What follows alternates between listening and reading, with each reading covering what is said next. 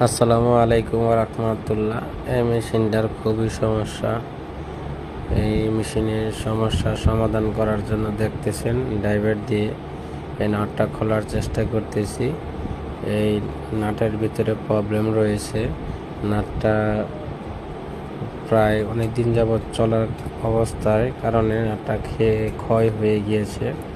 এটা করে নতুন একটা মাল আমরা ঢুকাবো, নতুন একটা পার্টস ঢুকাবো এটার ভিতরে, ঢুকিয়ে লাগিয়ে দিব।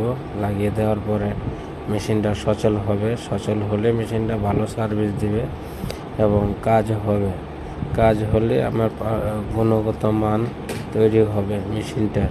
মেশিনটার গুণগত মান যদি তৈরি হয় তে কাজ করার উপযোগী হবে। দেখেন এই নাটটা পুরোপুরি ভিতরে ঢুকে গেছে। আমাদের জিনিসটা খুব সুন্দরভাবে ফিটিং হয়েছে। আরেকটি নাট নিয়ে আসছিলাম, সেই নাটটা আপনাদের দেখাবো। এই নাটটা ঢোকে না, অবশ্য জিনিসটা প্রবলেম। এই প্রবলেমের কারণে মালটা আমরা হচ্ছে না বিদায় এটা আরেকটা দেখাচ্ছি আপনাদের। দেখেন এই মালটার গুণগত মান তেমন একটি ভালো না। এর জন্য একটি ভিডিও করলাম। ভিডিও যদি করে থাকি দেখেন কত সুন্দর।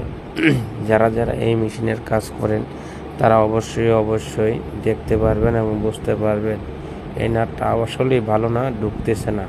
মানে ওটার সাথে এটার মিল নেই, একটু তফাৎ। ওখানে আবার আমি এই পুরাতন মালটার জায়গায় একটু নতুন একটা মাল আছে, সেটা আমি লাগাবো। দেখেন এই পাশটা খুবই সুন্দর ঢুকেছি, পাশাপাশি কাজ করে দিচ্ছি। দেখতে খুবই সুন্দর লাগতেছে। কাজ করার উপযোগী হচ্ছেন। কার কাছে ভিডিওটা ভালো লাগে অবশ্যই লাইক কমেন্ট শেয়ার করে দিবেন। দেখেন আরেকটি নাট। এখানে নাটের 3টা সাইজ রয়েছে। 3টা সাইজের থেকে যে সাইজটা আমাদের ভালো সেই সাইজটা আমরা ঢুকাবো। দেখেন আমরা ঢুকাচ্ছি।